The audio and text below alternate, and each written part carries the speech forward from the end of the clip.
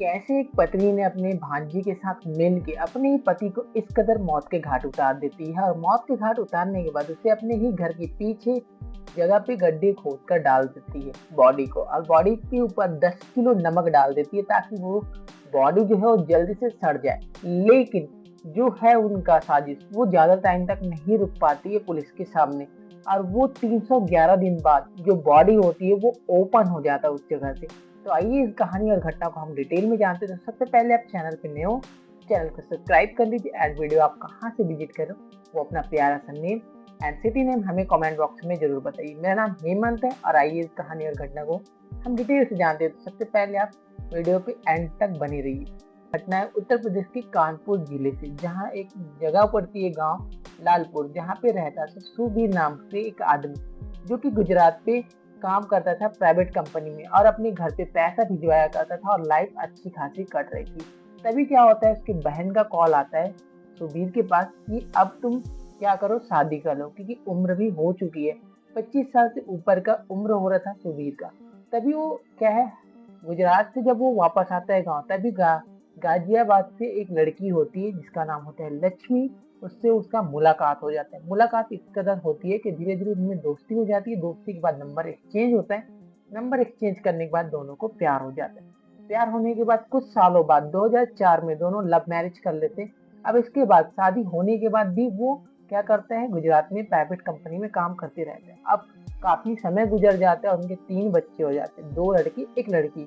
अब क्या होता है, उसमें से एक बड़ा लड़का होता है जिसका नाम रोहित होता है, और यही रोहित अपने पापा का मर्डर केस ओपन करता है आगे जाके। तो आगे जाके आपको कहानी में पता चलेगा कि किस तरीके से बेटा जो है अपने बाप का क्या करता है, खुलासा करता है। अब क्या होता है, जो सुबीर होता है उसका नौकरी छूट जाता है गुजरात से नौकरी छूटने के बाद वो अपनी बहन के घर जाता है।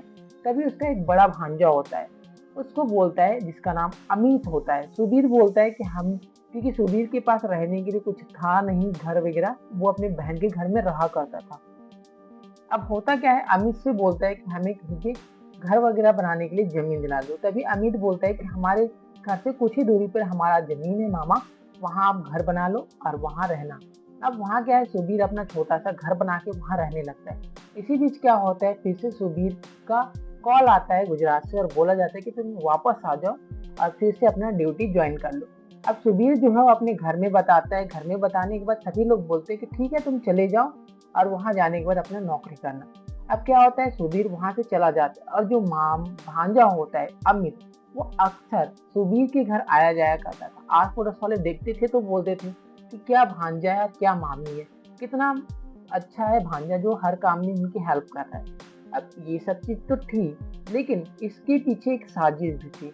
जब पता चलता है कि उसकी पत्नी लक्ष्मी और उसका भांजा अमित के बीच अफेयर चलता है, तभी क्या होता है, बीच में जब सुबीर जब गुजरात से वापस आता है, तब वह अपनी पत्नी लक्ष्मी और अपने भांजा को दोनों को एक साथ पकड़ लेता है कुछ काम करते हुए। तो वो काफी लड़ाई झगड़ा करता है, अपनी बीवी को बहुत मारता है। उसके बाद वो फिर से वापस चला जाता है और बोल देता है कि तुम मेरे भांजे से मिलना मत, बात भी नहीं करना है। और इधर अमित को भी वो कुछ ना कुछ बोल के गया होता है, लेकिन दोनों फिर से क्या होते हैं, मिलना जुलना स्टार्ट होता है। इसी बीच फिर से सुबीर को पता चल जाता है कि उनके बीच चैटिंग वगैरह हो रहा है, मिलना जुलना हो रहा है। फिर से वो लड़ाई झगड़ा करता है और फिर वो फिर से गुजरात चला जाता है। अब क्या होता है, जो लक्ष्मी होती है और उसका भांजा अमित दोनों मिलकर साजिश करते कि किसी भी तरीके से हमें सुबीर को रास्ते से हटाना होगा, अदरवाइज ये हमें मिलने नहीं देगा। अब दोनों प्लानिंग बनाते। अब आ जाता है 1 नवंबर 2024 की बात, जिस दिन छोटी दिवाली होती है।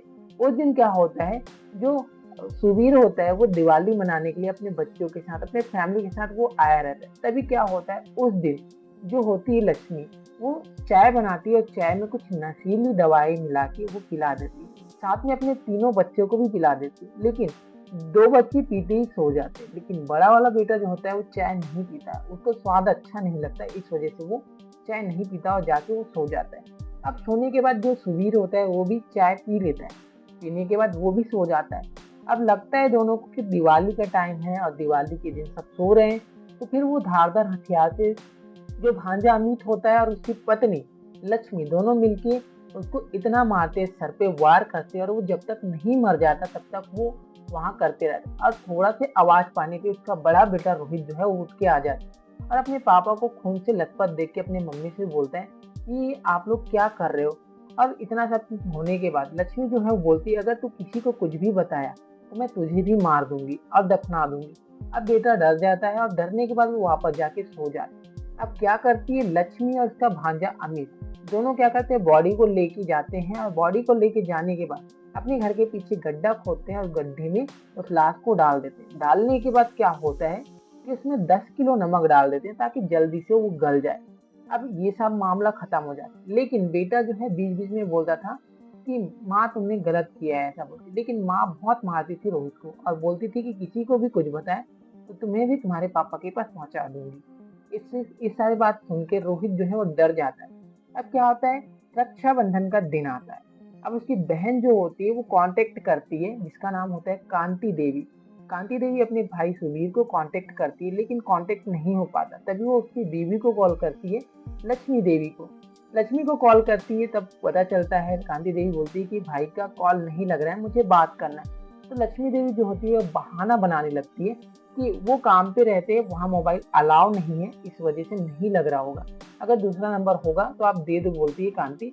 लेकिन लक्ष्मी नहीं देती। कुछ समय गुजर जाता है, 10 महीने गुजर जाता है, लेकिन फिर भी कुछ नहीं होता। तभी रोहित जो है अपने बुआ से बोलता है कि पापा के साथ बहुत गलत हुआ है, लेकिन वो डर के मारे सारा सच्चाई तो नहीं बताता।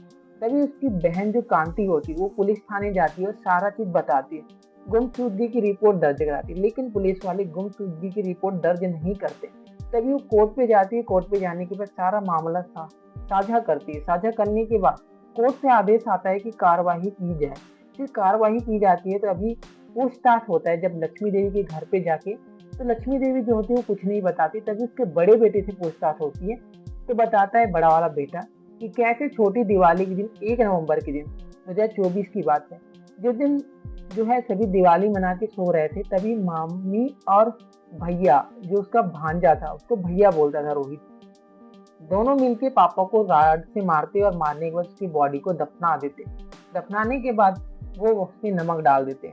अब ये सारा चीज सुनने के बाद पुलिस जो है वो दोनों को हिरासत में ले लेती है। शुरुआत में तो दोनों घुमाने लगते, लेकिन काफी टाइम बीत जाने के बाद, कुछ टाइम हो जाता है, उसके बाद दोनों से कड़ाई से पूछताछ होती है।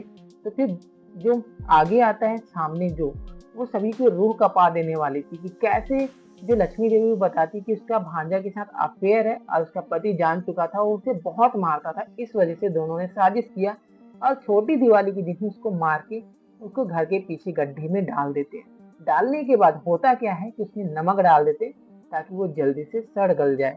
लेकिन कहते हैं ना, घटना कैसे भी कर लो लेकिन सबूत छूट ही जाता है, और सबूत था उसका बड़ा बेटा।